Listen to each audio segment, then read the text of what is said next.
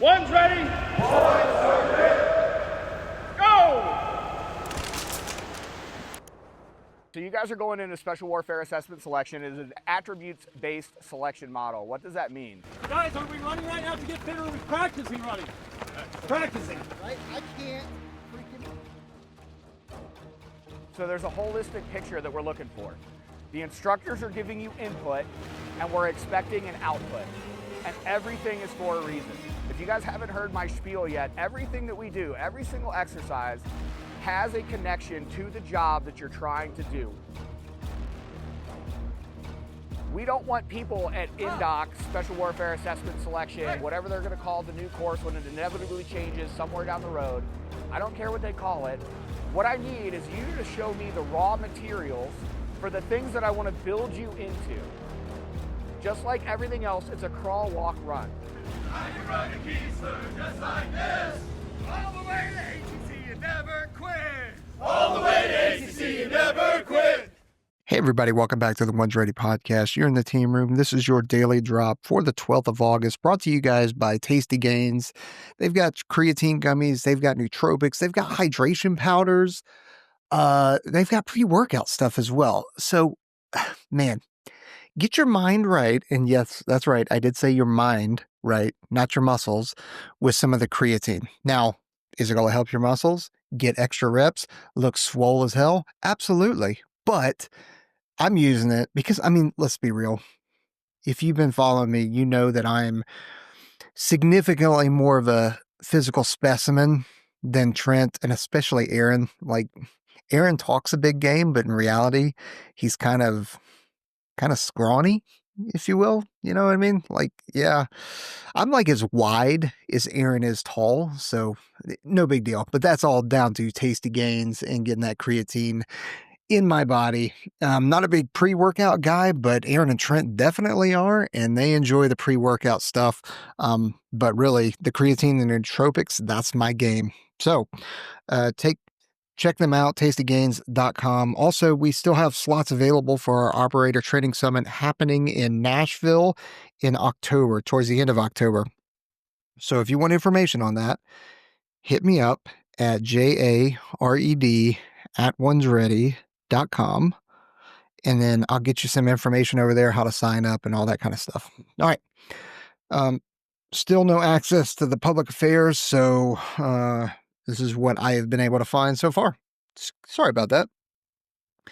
National Guard mobilized for Capitol security. Man, this is all over the news. I've seen this. The United States Department of Defense activated National Guard task force to assist in restoring safety and order in the nation's capital following recent unrest. The deployment focuses on supporting local law enforcement while ensuring public safety and infrastructure protection. This action reflects ongoing DoD commitments to domestic stability amid heightened tensions. So I don't know if you guys were tracking it, but I wasn't tracking all the violence and homelessness and crime that was going on in Washington, D.C. Then when all this was kind of being talked about, I started looking at the numbers, and it is wild. Like, what the hell has happened in Washington, D.C. that we even need this? I mean, I don't know if it goes back to the whole defund the police kind of thing. I'm saying that because I haven't been paying attention to it, so I don't know for sure. But I'm definitely paying attention now. All right, next, defense leaders honor cyber intern contributions. The DoD officials recognize cyber interns for their work in enhancing national security through innovative digital defenses and threat mitigation strategies. The program highlights the importance of developing young talent in cybersecurity to address evolving global challenges. Interns contributed to projects improving data collection and operational resilience.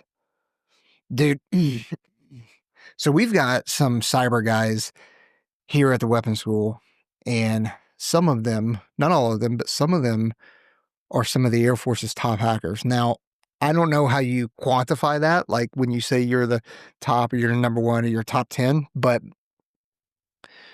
when you have people headhunting them, these two individuals in particular that I'm talking about, and talking to them on what they are capable of doing and actually standing behind them and watching what they're able to do and how quickly they're able to do things, it is scary what they are able to do. So good on them. I'm glad we're honoring the cyber community by doing that. Speaking of honoring, Medal of Honor recognition for World War I hero.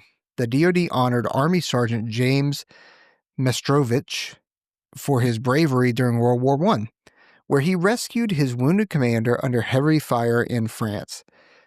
This recognition underscores the enduring value of the selfless service in military history, and it serves as inspiration for current service members.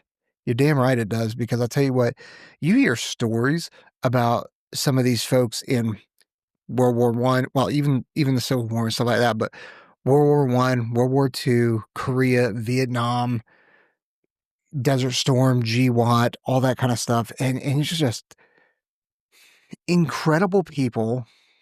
And I know that we can say this, right? They're ordinary people that have been put into extraordinary situations and they have performed extraordinarily. And that should be celebrated, because not everybody can do what they did when they were put in those kind of situations. And it's important to celebrate them. It's important to highlight them and really not put them on a pedestal, but honor them, because they represent that all of you kind of want to be. You know what I mean? Like we all hope that when we're put into kind of situations, whether it's, saving people out of a car, or there's an active shooter and you're able to go disarm it or kill the active shooter, whether you're doing a concealed carry or whether you happen to pistol whip the shit out of that person and take their weapon. Like, you know what I mean? We all say we all. I know I do, and I know the guys that I'm surrounded by do. I'm sure most of the men out there definitely do think about, what would I do in this situation? Like, how would I perform and evaluate? And that's why people want, a lot of young people or people that haven't gotten into a firefight, they kind of loan for that firefight. They want to be part of it, and they want to get into a firefight because it's that self-validation that they need. And they don't have that, so they don't know what they would actually be like, because it is really difficult to tell or to predict how you're going to act in a firefight or an extremely stressful situation, which is why our pipeline is so important, because what we do stress inoculation. We put you in very stressful, although controlled. From a cadre perspective, it probably seems chaotic to the cones and the students, but we try to stress inoculate you to see if you will take on that flight or if you will stay and fight. And man, that's awesome. I'm gonna have to get a little backstory on Army Sergeant James Mastrovich. All right, Space Force news. Preparation for first operational Vulcan launch. The United States Space Force Systems Command, readied the Vulcan rocket for its inaugural operational mission, carrying classified payloads from Cape Canaveral. The launch aims to advance national security space capabilities. It marks a milestone in resilient launch infrastructure. Next, Shrever Wargame 2025 planning is underway. The U.S. Space Force announced plans for Shrever Wargame 2025 at Maxwell Air Force Base, involving over 350 participants to explore space strategies and internal alliances. The event will simulate scenarios to strengthen deterrence and innovation. It focuses on integrating industry and DoD elements for enhanced readiness. Of interest, Justice Department settles race-based admissions lawsuits. The DoD reached agreements barring race-based admissions at West Point and the Air Force Academy, following legal challenges. The settlements align with recent Supreme Court rulings on affirmative action in education. They ensure merit-based selection for military academy candidates.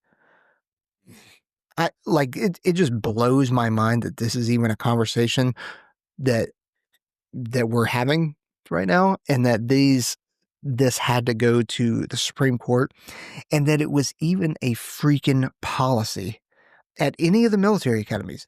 That is the one, the military is the one place where it should be merit-based, because the enemy does not care what race, what gender, what ethnicity, or where you come from. They don't care. They just know that you're an American and they want to kill you. So when we when we start talking about admissions to some of our most prestigious academies and educational institutions for the military, why in the hell are we talking about affirmative action for education or DEI or anything like that? Everything from beginning to end should be merit-based. All right, next. Army Marksmanship Unit trains West Point cadets.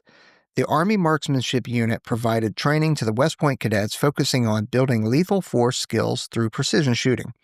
The program aims to prepare future leaders for combat effectiveness. It emphasizes foundational tactics for modern battlefield success. Rock on. Everybody likes shooting. Well, maybe not everybody likes shooting, but if you didn't like shooting before, or you've never shot, and then you went and got to do that with some professionals, there's a good chance you left there really enjoying shooting. Next, Marines conduct desert training for lethality. The Marine Corps units showcase readiness in desert exercises, integrating advanced tactics and equipment for high-threat scenarios. The training enhanced interoperability with partners and operational agility. It supports DoD priorities in maintaining expeditionary forces. All right, if you're not going to say it, I'm going to say it. What the hell was the point of that last little bit? Okay, the Marines conducted desert training for lethality. Great. Aren't they always doing that? Shouldn't they always be doing that?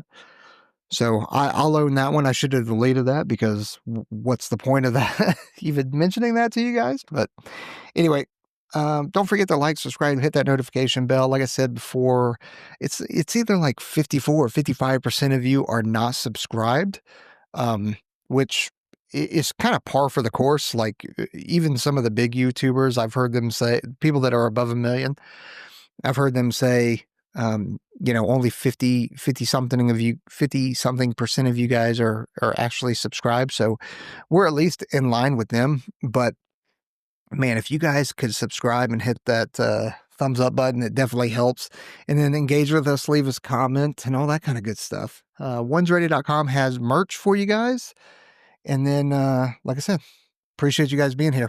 All right, we're out here. Soup!